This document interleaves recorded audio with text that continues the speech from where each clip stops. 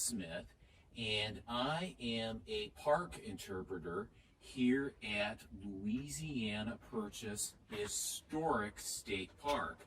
And today we are going to do a virtual tour of the park and get an idea of the importance and the significance of this place.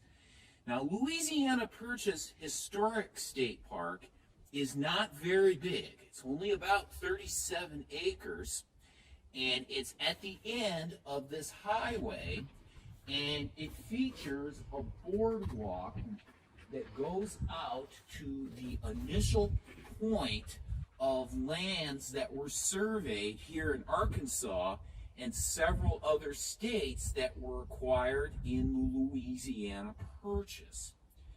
And it's a really neat place, and it fits in very well with Arkansas State Parks and part of its mission in to preserve and connect people to Arkansas history, and also to preserve natural areas, which Louisiana Purchase Historic State Park is very significant for that, because the boardwalk goes out into a headwater swamp.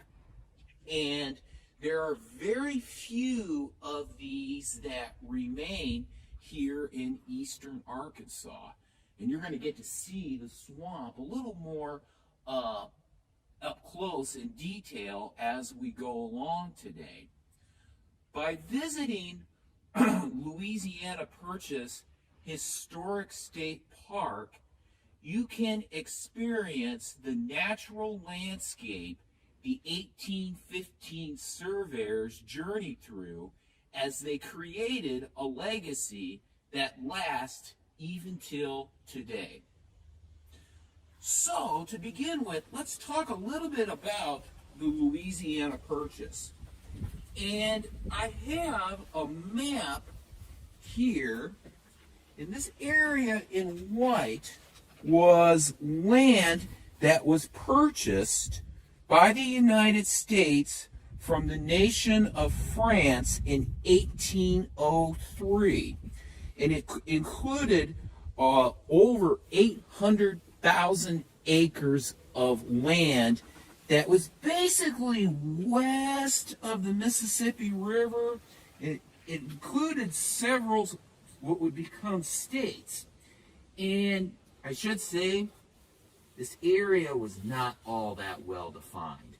Some of these borders weren't exactly known, and so it was a little vague on just where this all was. This was all pretty much wilderness all through this area. So after the land was purchased, the United States government had a problem, because they needed a way to pay soldiers who had fought in the War of 1812. And the United States was a very young nation at the time and didn't have a lot of money to pay these soldiers. And so what they did is they decided to give tracts of land as payment for these soldiers. And we are in one of the areas where these tracts were given. But something had to be done before that. The land had to be measured off into tracts or areas that could be given.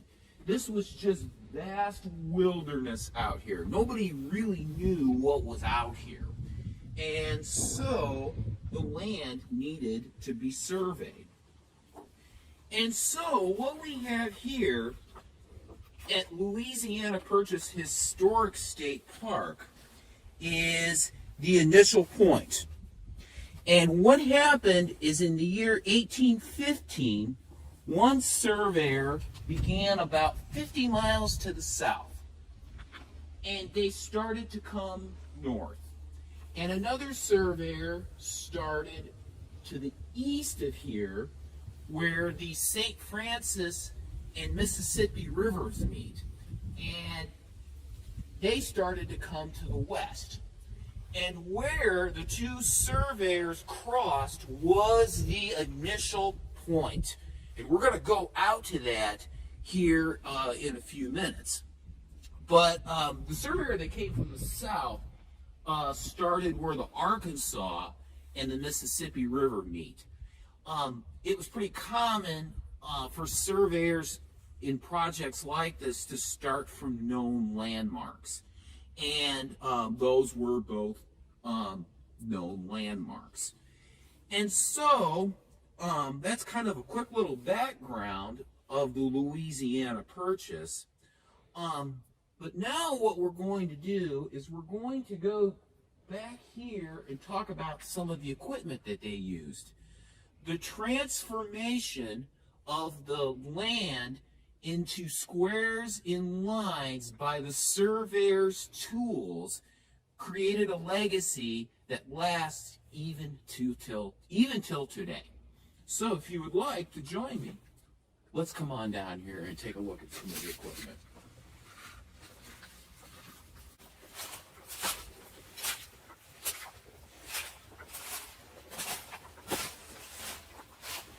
And let's talk a little bit about these crews. They were made up of the two deputy surveyors. They were basically the people that were in charge. But you also had other people. Some of the people were chainmen, and you're going to get to actually see what they did here in a few minutes. People who also used the flag to mark things, but it wasn't just people like this. They also had often people who kept camp, and another job, this one was probably the funnest of all, they were hunters. Because the surveyors were busy doing work all the time, they didn't have time to hunt for food. And so they would often bring hunters along that would go off and find food for them to feed the group while they were working. So a lot of different jobs with the crew. So a little bit about their equipment. This is a surveyor's compass. And in 1815, there would have been one out here just like this. And so they would have had this. And another thing that they had was a surveyor's chain. And this is how they would measure the land off. And a surveyor's chain, actually I should say, there are 80 chains in a mile, and along with that 40 chains in a half mile. And let's go through what much of the day was for a survey crew. So what they would do is they would have a starting point where they would have a pin like this. This would be from a place that they had already been marked, like this. And then this would fit in here like this. So then they would need to measure off the chain again. And so the way that they would do this is they would leave that like that, and then they would throw the chain. And which way would they throw it? I'm going to go that way. You might think that the smart thing to do would be to throw the chain out like that so it was to the next point. But this is not the way that they did it. And there's a reason why. Because it was very important. Let me grab another pin right here. Oh, that worked out perfect. Because this was how they measured things off. They wanted it to be straight. And they didn't want there to be any kinks in the chain. And so they would throw it out like this towards the back. And then the head person would drag the chain forward like this, and then the rear chainman would make sure that there were no kinks in the chain and that the chain was being pulled out correctly. Now, as the chain was just about pulled all the way out, the rear chainman would say chain. And that was the sign for the forward person to kind of slow down. We're about out of chain. And then the flagman would be up here with the forward person. And as they pulled this out, they needed to make sure the chain was being dragged in a straight line.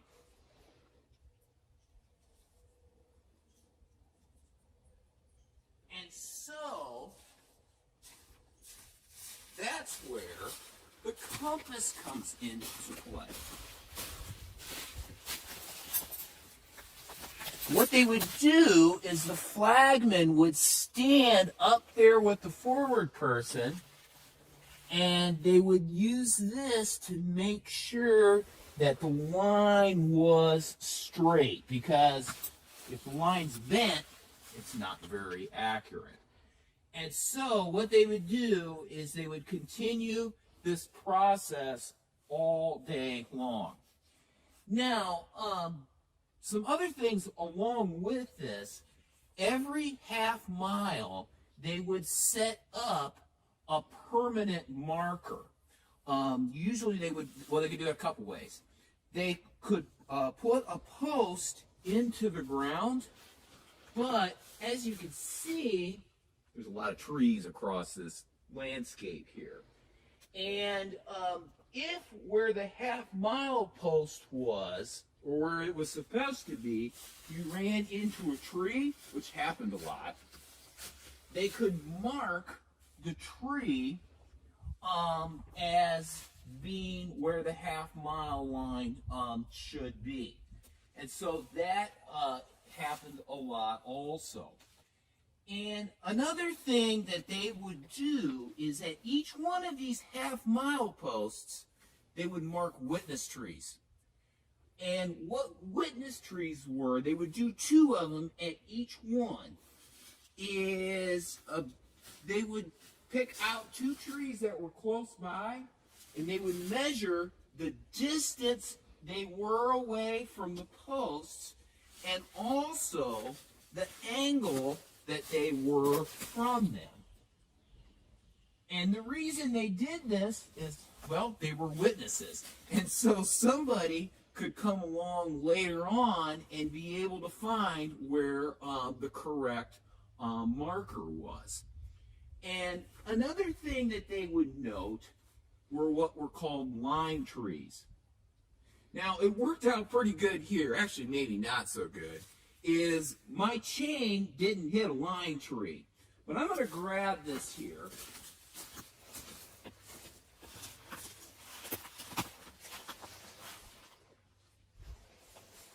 Let's imagine that our chain is being dragged like this, and in the line we hit a tree, and that would happen a lot. And if a line tree was along the line, they would mark it. They would write that down and talk about the species of the tree. Now, you wouldn't have to take an angle measurement because it's literally right in the line. And that way, someone who comes along later could note this tree as being in the line. Now, another thing, you have to remember the crews, the whole reason for doing this work is because people were going to come and settle in this land. The surveyors also kept notes about what the landscape looked like, whether it was open and prairie or whether it was good for farming. And also they would note things like if they crossed a river or a stream. These notes would all be important later on. And so an area like this would probably be described as low and swampy. Because as you can see, It's pretty low and swampy. Oh, so this work was very important because what did it eventually do? I've got a little board here.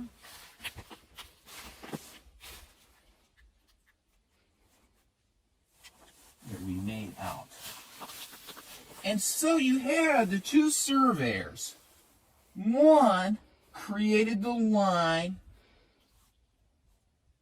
that came east, or came from the east, called the baseline. And the meridian came from the south, like this. And where their two lines crossed, that would become the initial point. And from this initial point, the land could be measured off into townships. And townships were 6 mile squares. And what is good about these is you can reference, like this, pardon me, like this, land in, do another one like this. Lands here in Arkansas and several other states from this can all be referenced back to this initial point. Because this township here is one north of the baseline and one to the east. And vice versa, this is one north and one west. And each one of these townships was further subdivided down into 36 sections. And all of this is based off of the work that the initial surveyors did here in Arkansas. Another thing that's important to note is the two surveyors did not initially meet. Robbins, coming from the east, only came about 26 miles, and Brown came 26 miles, and Robbins came about 50 miles. And Robbins knew that he had encountered this line when they found a couple of the witness trees. And the two of them met up here and camped for a couple days and then continued on. But then there was another group of surveyors that came and continued surveying to the away from the meridian and the baseline. So you can see the transformation in the lines and squares was a very big project. And if you buy land today, it still uses this same system that was developed in the late 1700s to survey land. So that's kind of a basic description of the initial work that took place here at Louisiana Purchase Historic State Park. Okay, well, let's head down the boardwalk here, and we are going to venture back into the swamp to go to the initial point. And as you can see, the land looks just like it did for the 1815 surveyors. You can see that it's starting to get wetter and wetter, and we are definitely going into a headwater swamp.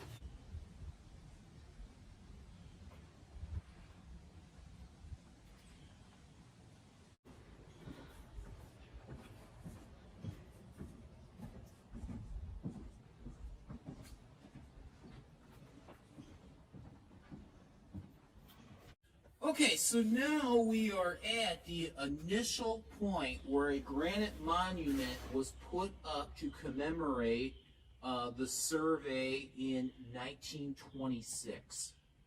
And the roots of the initial point run deep from conflicts that reached across the distant world.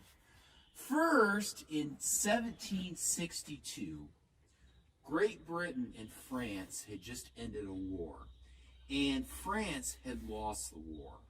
But they did not want to give the land in the Louisiana Territory to Great Britain. And so what they did is they gave it to their friend who had helped them in the war, Spain.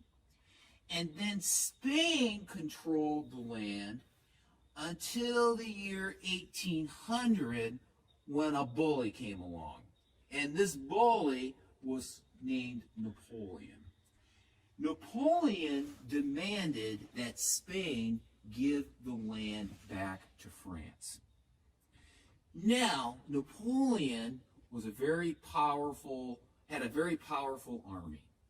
And Spain did not want to go to war over this because they saw the Louisiana Territory mostly as a big backyard that kept the neighboring United States from venturing west and settling lands. And so Spain gave in and gave the land back to France because Spain knew that the French were not going to let the Americans come in and settle here. And so their big backyard would now be controlled by France to keep the United States out. But then in 1803, Napoleon decided to sell the land to the United States. And there's a lot of reasons for this, and historians debate it. But one reason is that it looked like he was about to go to war with Great Britain. And he did not want the United States to side with Great Britain. And so that was part of the reason that they sold the land to the United States. And so there was a lot of conflicts and drama that went into the United States getting the Louisiana Purchase. So now, with that, let's take a look around at the swamp here.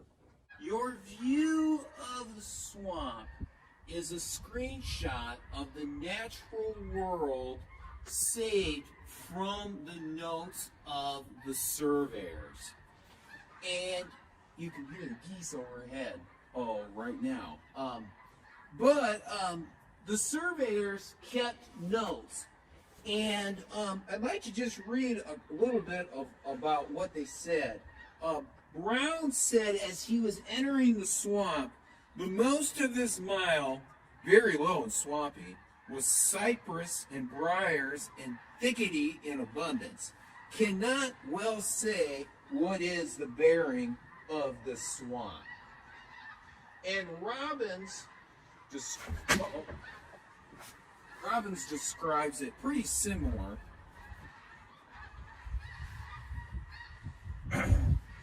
Balance, low and wet, Tupelo and cypress.